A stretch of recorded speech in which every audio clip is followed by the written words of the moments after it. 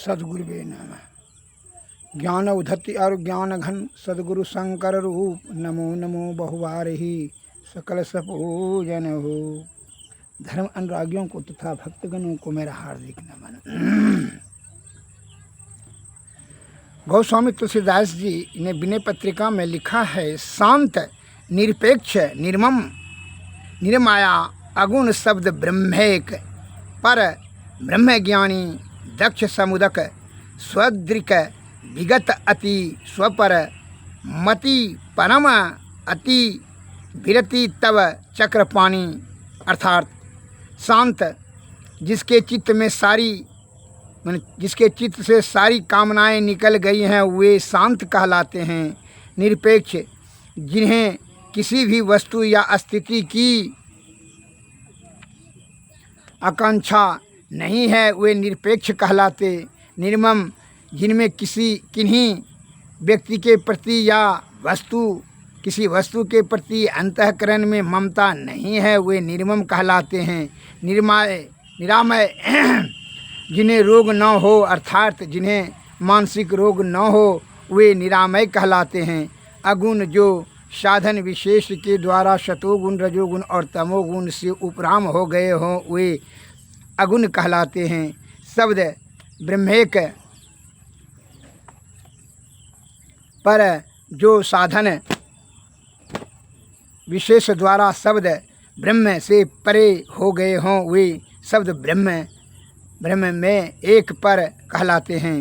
ब्रह्मज्ञानी परमात्मा का साक्षात्कार करने वाले व्यक्ति ब्रह्मज्ञानी कहलाते हैं। दक्ष जिस काम के लिए मनुष्य शरीर मिला है उस काम को पूरा कर देने वाले व्यक्ति दक्ष कहलाते हैं।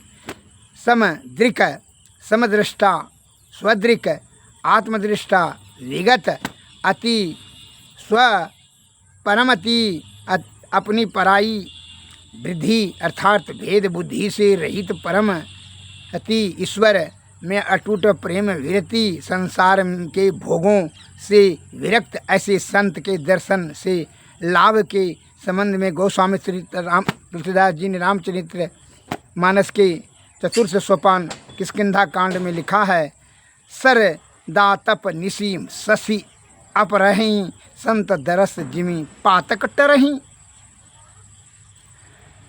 अर्थ यह है कि शरद ऋतु के ताप को रात में चंद्रमा इस तरह हर लेता है जैसे संत के दर्शन से पाप दूर हो जाते हैं। टिप्पणी, संत के दर्शन से पाप नाश हो जाते हैं क्योंकि उनके शरीर का पवित्र सार गर्मी उनके दर्शन करने वाले की देह में स्वभावतः आप से आप समाकर शुभ और निर्मल प्रभाव पहुँचता है। उसी तरह उनके संत के पवित्र उपदेशों के असर भी उनके समीप में जाकर सुनने वाले को निष्पाप कर देता है। श्री सद्गुरु महाराज की।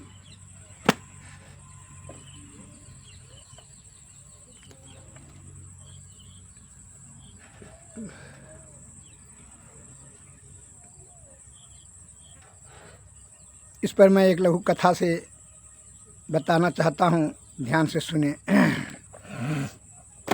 एक महात्मा जी 50 वर्षों से तपस्या करे, उनका शिष्य भी 600-200 शिष्य जो है, और उसी के निकट ही वेश्यालय था। वेश्या अपना पैसा करती थी, लेकिन वेश्या का ध्यान सदैव वह प्रत्येक दिन जो महात्मा जी का नित्य क्रिया से निवृत्त होकर करके पूजा पाठ सत्संग भजन इत्यादि बड़ी शांत सुखमय जीवन को देख करके बड़ा जो है वह आनंदित होती थी और मन में पश्चाताप करती थी कि यह हम कौन जो है कुकृत्य कार्य करके जीव को उपार्जन कर रहे हैं। हे भगवान, यह शरीर इस प्रकार से रोज़ पश्चाताप करती, यह शरीर छूट जाए और हम जो है पुनः साधु महात्मा के तरह जो है पूजा पाठ आपका रचना ध्यान करें, सत्संग भजन करें, जिससे कि हमको सदगति की प्राप्ति होगा। रात दिन यही सोचती थी। महात्मा जी की तरह जो है एक पत्थर जो है पहाड़ पर से लनवा करके उसी का पूजा पाठ रोज़ ध्यान भजन करती थी। और जो है उसी की तरह और पश्चाताप करते थे अपने कुकृत्य कार्यों पर। पश्चाताप करने से उसका पाप जलते गया और हमेशा ध्यान करती थी, क्योंकि महात्मा जी के जो है इतना शांत और आनंदपूर्वक जीवन को देख करके बड़ा जो है आनंदित होती थी और मन में विचार करती थी। हमेशा मन को जो है हमेशा संत महात्माओं के प्रति जो है युवा लगाए रखती थी। इस प्रकार से उनका मन अत्र तत्र कहीं नहीं भटकता था। केवल महात्मा जी के प्रति श्रद्धा और आस्था से वह जो है ध्यान भजन करती थी और सब ध्यान करती थी। और धीरे धीरे उसका चित्त जो है आपसे जो है मन जो है विषय से विरक्त होते गया। वह संन्यास में उसका चित्त अस्थिर ध्यान अज्ञान चक्र पर होने लगा और धीरे धीरे वह ध्यान उनका केंद्रित हो गया। वह जो है तीनों पर्दों के पार जाने लगी। उसका चित्त अस्थिर होकर करके ध्यान जो है अस्थिर हो गया। यह ईश्वर की कृपा या उसकी विषय के प्रति विरक्ति भाव हो जाने के कारण से। तब क्या हुआ कि महात्मा जी का अंतिम अब समय आ गया। अंतिम समय में पहले महात्मा जी ने अपने शिष्यों से कह दिया कि जब हम मर जाएंगे, शरीर छोड़ देंगे, तब दाह संस्कार करना। जब हमारे शरीर पर जो है फूलों का बारिश होने लगे और आसमान में बाजा बजने लगे, दुधम्बी बजने लगे, तब जो है तब हमारा दाह संस्कार करना। कहा ठीक है गुरुदेव। इतना कहा था। 8 दिन के बाद महात्मा जी अपने शरीर को छोड़ दिए, त्याग दिए। लेकिन कोई फूल का वर्षा नहीं हो रहा था तो सभी जो है वह सब का दाह संस्कार करने के लिए जाता ही नहीं था। कहा महात्मा जी का आदेश था कि जब फूल वर्षा हो, बाजा बजने लगे तभी ना। वैश्या जो है देखा कि 24 घंटा हो गया, जो है महात्मा जी का शरीर को दाह संस्कार के लिए ले ही नहीं जा रहे हैं। उस सब शिष्यगण वो आई, बोली आप लोग महात्मा जी का दाह संस्कार के लिए क्यों नहीं ले जा रहे हैं? क्योंकि देखो तुम जो है क्या कहने के लिए आई हो, दूरे में रहिए। महात्मा जी हमारे बोल दिए थे कि फूल का वर्षा होने लगे और आसमान में बाजा बजने लगे, तब हमारा शरीर को दाह संस्कार करना। जब है कभी कहाँ फूल वर्षा नहीं हो रहा है, होगा तब न। तो वेश्या कहती है अच्छा मैं इसका जो है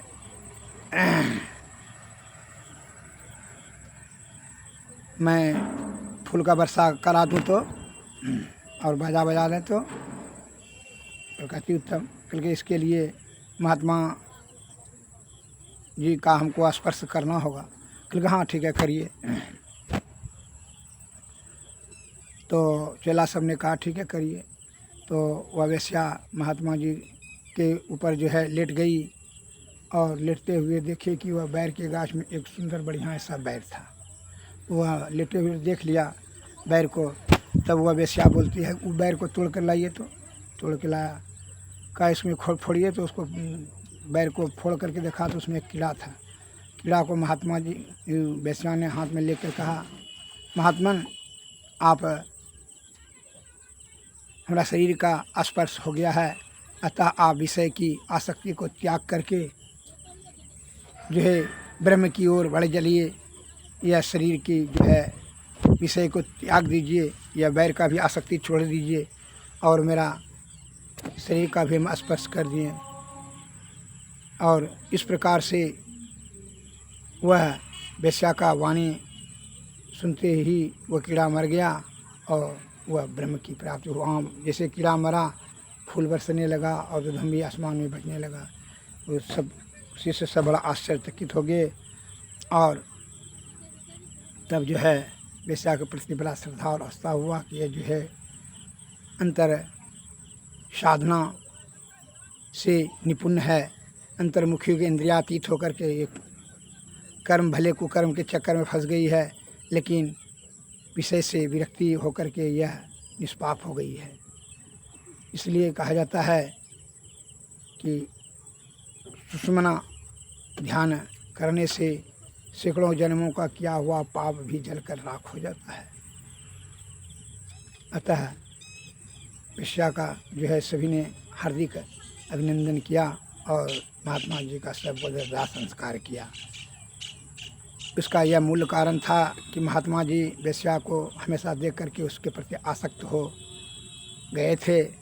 उसका मन हमेशा वेश्या के स्पर्श सुख पाने का इच्छा रखता था, जिसके कारण से उसका विषय में कुछ आसक्ति हो गया था और मरने के समय में बैर पर नज़र पड़ा तो बैर खाने का इच्छा हुआ। इसलिए इस आसक्ति के कारण से उसका जीवात्मा उसका अटक गया था। जबकि तपस्या में वह पूरा हो जाने के बाद भी जो है आसक्ति के कारण से वह मुक्ति प्राप्त नहीं कर पा रहा था। पुनः जो है महात्मा जी को जन्म लेना पड़ा, क्योंकि इसलिए आसक्ति के कारण से जीवात्मा की दुर्गति होती है। इसलिए संत महात्मा बताते हैं कि इंद्रियातीत होकर के विषय के परे ही ईश्वर, इंद्रियातीत होकर के अंतर्मुखी अंतर साधना से परब्रह्म की प्राप्ति करें। इसलिए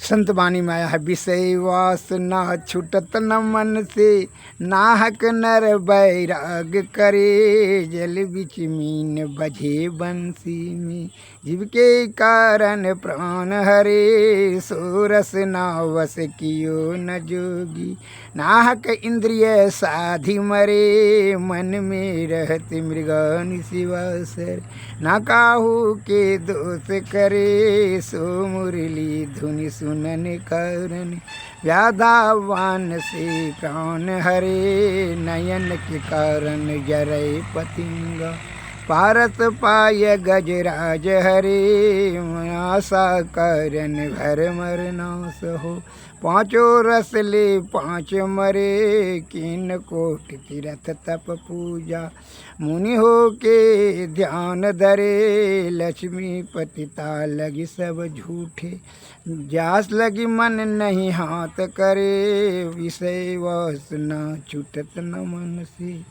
नाहक नर बैराग करे।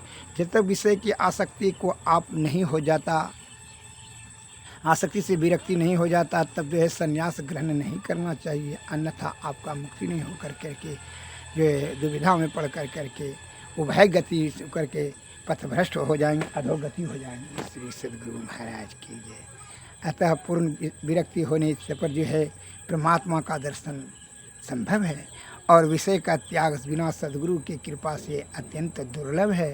सहज अवस्था भी दुर्लभ है और ब्रह्म दर्शन भी अत्यंत दुर्लभ है। इसलिए सद्गुरु के शरण में जाओ। इसलिए संत महात्मा लोग कहते हैं,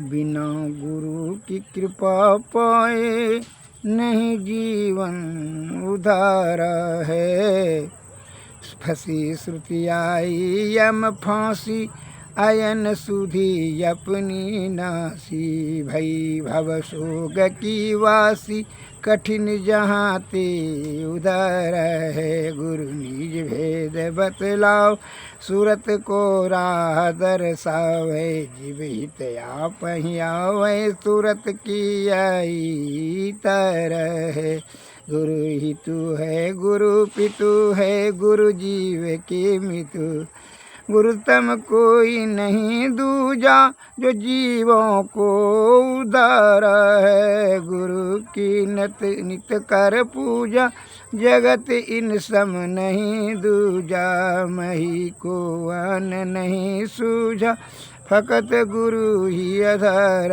है, बिना गुरु की कृपा पाए जीवन नहीं उधारा है। श्री सद्गुरु महाराज।